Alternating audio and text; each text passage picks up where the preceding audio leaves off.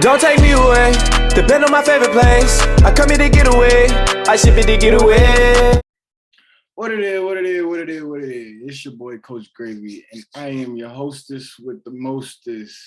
And today we got a little bit of a special recap of the Oregon game versus Arizona.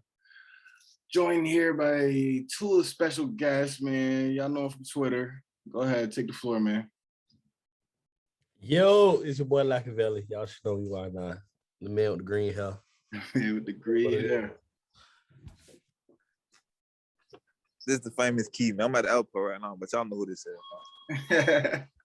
The famous. All right. So Oregon took on Arizona 10:30. I stayed up at 2 o'clock in the morning, man. Y'all better be rocking with me on this one.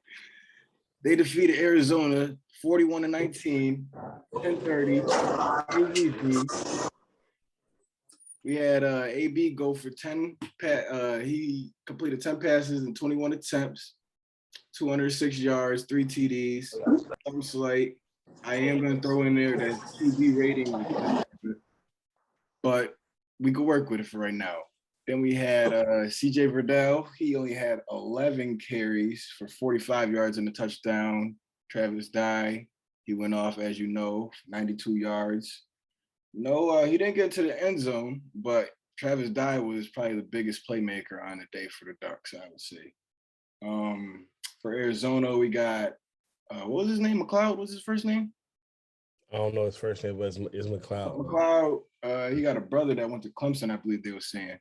Yep. He was 21 for 35, 233 yards, 5 INTs. Good job on the Ducks. Go Ducks.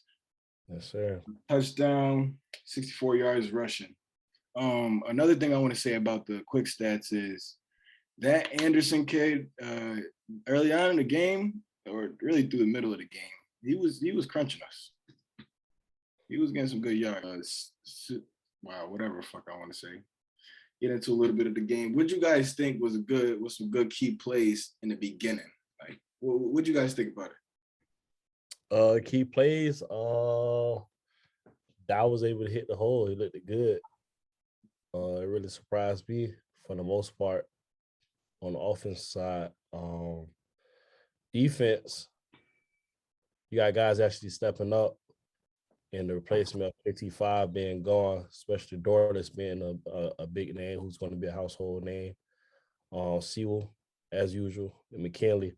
And not only McKinley, now we have a secondary back deep. Well, now we're talking about Bennett as well. You know what I'm saying? Steve is on his way coming up. But right now, we're solid back deep. So that looked good for the most part. If we're just talking about the good right now. What'd you like early on, Key?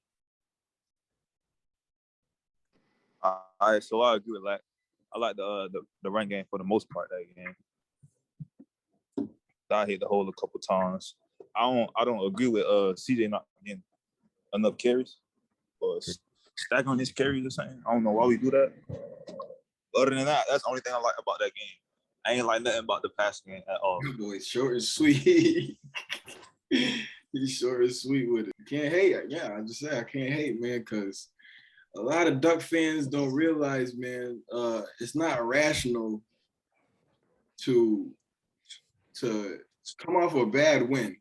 Put it that way. That was a bad win. Come off a bad win and want your team to do better. Like, we need to elevate ourselves as a program, and these type of performances not helping us. I agree with that. There is a lot of stuff that's shown on the players. Well, a lot of people is just floating around and nitpicking around surface level stuff as far as AB this, AB that, AB this, AB that. But there's more stuff in depth where the coaching is the real reason why the players are doing what they're doing and playing how they're playing. My thing is with running the ball, everybody asks why Fiddel's not getting the ball. It's understandable, but if Dye has the hot hand, he finished the game with 5 for 93. And he at least get 20 carries. Yeah. Back off of what you're saying. I've seen a lot of people on Twitter was like, the time possession, yards, all that don't matter. My boy, 9 times out of 10, you're gonna lose that game if you don't win the time possession. It matters. Back to what Black was saying though, like it's more than just AB, bro. Yeah, AB can't complete a deep pass to save his life, but it's like the defense, for instance. I was almost running the ball, bro. Like that shouldn't happen, bro. I don't give a damn about the new quarterback, all that, bro. That should not happen. Arizona O-lineman should not be able to move Oregon D-line. That's just what it is. Y'all know that. The pass to Jalen Red. We had 2 deep crossers in the beginning of the game. I didn't see a deep crosser after that. After that, I did not see one deep crosser. And those, in the beginning of the game, those are the 2 most lethal passes of the whole game. Yeah, but you got to think, too, Die broke a couple times, and you didn't see that rest of the game either. That's the rest of the game, yeah. Right. So anything that we had a hot hand with, we didn't go back to it. They just basically said, Put them. But every time Seven came in, it's like, okay, Seven finna get the ball. Y'all didn't keep him in long enough where you come across a good defense. Like, come on, okay, you're bringing in a player that don't play at all. He's finna get the ball. He's finna get Arizona wasn't smart enough to pick up on that. Every time we watch the film and he in the game, he get the ball. A lot of people on Twitter and the older heads, what you want to call it, not understanding Georgia, Bama, because in the day, a lot of them said we're winning. Okay, but we got to play these teams at the end of the year. All roads lead to those. When you do plays like that, it's not going to work against Bama. It's not going to work against Bama. That's the thing. With the fans, all that we 4-0. Like, bro, the last 2 weeks, bro, that none of this looking good, bro. I don't get. I agree. Man, winning, bro, but the way we winning, bro, that ain't sustainable. It was not satisfying to win both of those games, to be honest with you. The way we won them. I'm not saying it's not satisfying to get a W. Like, do people not understand that it was a 5-point game in the 4th quarter with like 10 minutes left? Yeah, like 8 minutes left. That's when we finally put it away. Or started to put it away. Not even put it away, started to put it away. Hey, but shout out to Cameron Lewis, man. He actually improved this year. I give him that. But my thing is too, a lot of people, I haven't seen nobody say it, and I've been waiting to say this. From game 1 to game 4, it's been 4 different identities, right? Can y'all agree to that? Like, it's been 4 different, okay. So the thing is, a lot of people say we keep winning, understandable. It's one thing that we haven't saw yet, right? The offense been shaky, but Oregon hasn't been down 14 points to see if they're a good team to come back and win a game. But also, the way the offense is playing, if we get down 14 points, I don't know if we can dial it up to come back and win, just because we can't keep hot hands against a team that we know we're supposed to shred. We can't create a spark right now. That's what we can't create a spark while we actually in the lead. We need for the defense to create big stops and get big gains to get us up there to score a kick. But what happens if we get down? That's when you know if a team is really good, if they go down 14 points or 21 points. Anyway, we not beating. You say all road beat the Bama in Georgia, bro. You're not beating them one dimensional, bro. Like, no, bro. We're not beating them like that. At this current, we'll beat Ohio State, but I know for a fact Bama and Georgia gonna be smart enough to make adjustments. Yeah, I agree, but also too a thing Cristobal brought up, which I personally don't agree with. He was like, in my you guys, AB shouldn't be playing, whatever the case may be. I understand that. But what I don't like is, and it showed, AB wasn't there second half. He seemed to hurt. But my thing is, at the end of the game, Cristobal says, we just tried to throw tie in. It was kind of hard for him to get reps. But it's like, bro, this is Arizona. A team that just came off loss against a D1 double, why he can't get reps.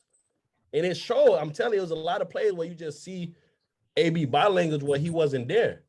And then there was times where he had to re-option where he can pull. He wasn't pulling because he was somewhat hurt. He's making the right read. And you can see it. But it's like, I don't get that. It's like, bro, it's Arizona, bro. He could have started the whole game. We got enough weapons. Notes. Okay, it's now game 4. We don't play Arizona Stony Brook. Let's just go off Arizona Stony Brook because we know Ohio State. They gonna get in your face, man up, disrespect you, go for 4 on 4th. But the Stony Brook game is Arizona game. They said pretty much, it was 30 seconds left and Arizona throwing the ball. In my honest opinion, Cristobal is coming into these games showing them way too much utmost respect. Yeah. Bro, blow their ass out, bro, because it's showing you later in the game they trying to injure niggas or they still trying to score. Bro, go score. It's 3 minutes left. Don't run the ball out and score, bro. What I had a problem with in my notes, I had a problem, not a problem, but like this just showed me something. Cristobal, mind you, I mean, granted, James Crepe or whatever, he had asked the question. He was like the last question at the presser. But he was asking if this team get too high emotionally and too low sometimes. He asked the question too long, so Cristobal got disrespected by it. But really, it was a good question. Yeah. And Cristobal said, no, I don't. I mean, I respect your question, but no, I just don't think so. You could tell right then and there that he really feels some other type of way, but it's the question that really took everything off the table. Right. So my thing is, you can be respectful. You ain't got to celebrate the logo, understandable. But when it's football time, let the score be disrespectful. You ain't got to be flipping people off, trying to hurt, injure people. But if you beat somebody 73, oh well, it's football. You couldn't stop us. Oh well. Yeah, we can try to beat somebody 70-3, but at this point, like he was saying earlier, this defense, this opportunistic defense. How y'all feel about Bennett Williams coming out of essentially nowhere? I mean, a lot of us didn't think it was nowhere, but a lot of people, casual fans that don't watch a lot of college football, didn't know who he was. How y'all feel about him making a transition over to the Pac-12 and dominating like he is? He right back where he picked up off at.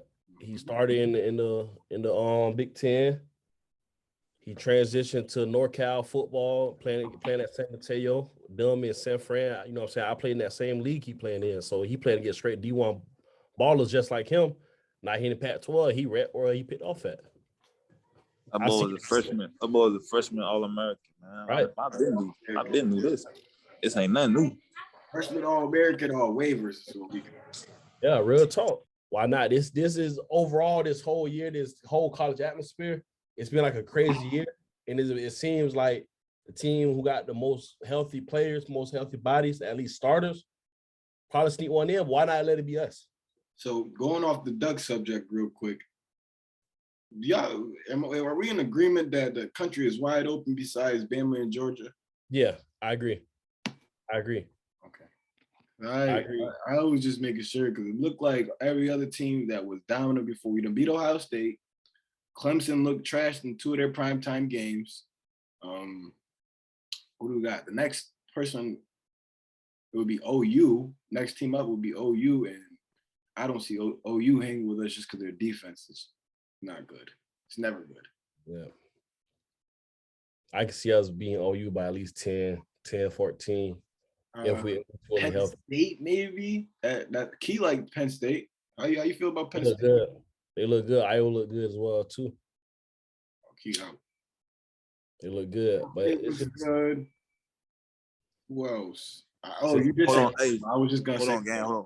Hey, I'm gonna hop back on. All right. Yeah, you did just say Iowa. I was just gonna say Iowa. But Iowa looking real good. They just squeaked that win out last. But a lot of teams are squeaking wins out right now. Yeah, no, I agree. And it's you never know, but it's like we still got time to fix it. But it's like you just can't keep doing the same mistakes. Like also, I talked to my brother about this. So I was like, you getting the recruits, but at some point it's like you really gotta let them get in and play. Because my thing is like even if they're not playing, you will hope that the guys in front of them are going crazy, like they killing it. You know what I'm saying? Like they finna go off to the lead. But when you look at all our receivers, it's like a JUCO roster. You know what I'm saying? Everybody get the ball here and there. You don't see JJ3 Red with 400, 500 receiver yards, the younger guys with 100, which will make sense. Like, okay, these the vets, these guys that's finna go off to the lead. Yes, sir. But you already got Franklin who ain't getting involved, Brevard, Thornton, Hudson. But now you think like these guys ain't balling. It's already a crowded room. After this year is over, you got more younger guys coming in. So what's the case gonna be? You spread the ball out way too much. You know what I'm saying? Right. There's really no receiver one. And this is another thing too, I want to tell you. A lot of people don't understand. It goes around every year with Alabama. It's like, oh, Tua was on this team, Hurts, Mac, Judy, all these guys, but a lot of people don't understand. First, it was all the starters. Then once they're gone, the next guys was up for 1 year, balled out. Then they went to the league. Mm-hmm. But what Oregon's trying to do, it seems like they trying to get everybody going all that. Nah, you don't do it that way. Let AB go ham, get off to the lead. Let JJ3 go ham, and you'll wonder like, oh damn, that's why Franklin had to sit 2 years because the guy in front of him went crazy. It was going crazy. Yeah, it was Cooper and then Ridley. Like they used to develop their receivers one at a time. One at a time, and it works. And I did a video of this a while back. It was like when you look at Oregon offensively, besides quarterback. In O-line, we really don't put no specialists out. So in my head, I'm thinking like, damn, we finally get 5-star, 4-star receivers, running back. But are we going to use them how they should be used to let them go off to the NFL? And that's the honest truth, but a lot of people don't want to hear it. Like, oh, who are you to say? I'm like, I'm not the person to say it. But if you want to be real, you're a 6-year senior, you're a 5th-year running back, you know what I'm saying? You stay hurt every year.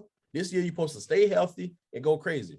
I was under the overwhelming impression that when Cristobal came in, he was, at first, I was type guy that was, yo, we need to stop Marcus Arroyo away and just let our receivers go crazy.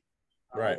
But now it's like, okay, dude, you getting your recruits in. Marcus Arroyo not here for you to be the scapegoat no more. Like, why is we not doing what we need to do for further development of our players?